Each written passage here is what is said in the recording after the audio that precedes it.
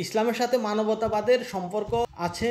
মূলত মানবতাবাদ এবং ইসলাম একটি আরেকটির সাথে পরিপূরক। কিন্তু একটি বিষয় সেটি হচ্ছে যে মানবতাবাদটা হচ্ছে আপনি সকল মানুষকে একই কাতারে দাঁড় করালেন।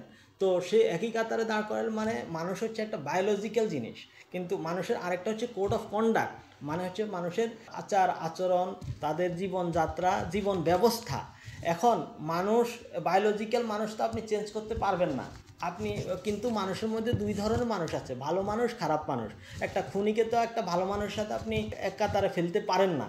খুনিকে অবশ্যই তার শাস্তি দিতে হবে, চোরকে অবশ্যই তার শাস্তি দিতে হবে, ডাকাতকে শাস্তি দিতে হবে, একজন প্রতারককে শাস্তির ব্যবস্থা করতে হবে। আপনি যদি মানবতাবাদকে বড় করতে যান, বড় করে তুলতে চান, তাহলে তো সেক্ষেত্রে থিওরিটিক্যালি আপনি যে খারাপ মানুষ আছে তাকে আপনি শাস্তি দিতে পারেন না।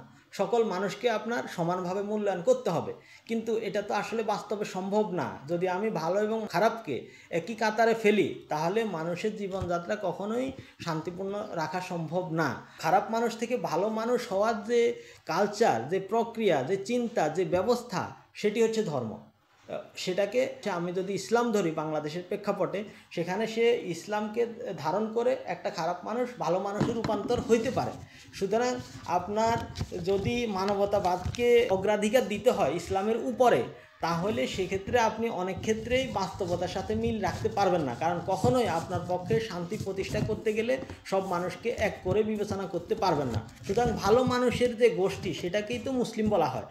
এবং যদি আপনি ইসলামকে নাও ধরেন, আপনাকে অবশ্যই মানবতাবাদের বাহিরে আলাদা একটা তত্ত্বকে ধারণ করতে হবে, যেখানে ভালো মানুষ এবং খারাপ মানুষকে আলাদা করে বিবেচনা করা হয়, যেটা মানবতাবাদে করা সম্ভব নয়। মানবতাবাদে ভালো এবং খারাপ মানুষ দুইটাকে একইভাবে বিবেচনা করতে হচ্ছে। তার কারণে অবশ্যই হচ্ছে ইসলামের ক্ষেত্রে মানবতাবাদের সাথে অবশ্যই সামঞ্জস্যপূর্ণ সম্পর্ক রয়েছে, কিন্তু কিছু কিছু ক্ষেত্রে মানবতাবাদকে আপনাকে উপেক্ষা করে ইসলামকে উপরে স্থান দিতে হবে, তাহলেই প্রকৃত মানবতাবাদ গড়ে উঠবে। ইসলামের মাধ্যমেই মূলত মানবতাবাদের যে মূল উদ্দেশ্য সেটিকে পূরণ করা সম্ভব।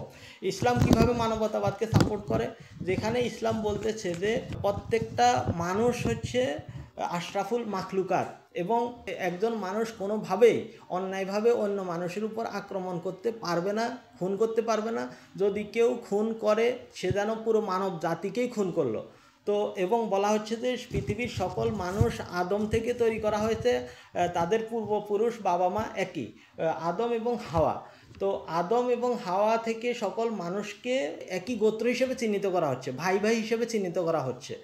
সেই ক্ষেত্রে সকল মানুষ এক পরিবার, এর ধারণা কেবল ইসলামে আছে। সুতরাং মানবতাবাদের যে মূল উদ্দেশ্য সেটি ইসলামের মাধ্যমে পুরোপুরি বাস্তবায়ন হওয়া সম্ভব।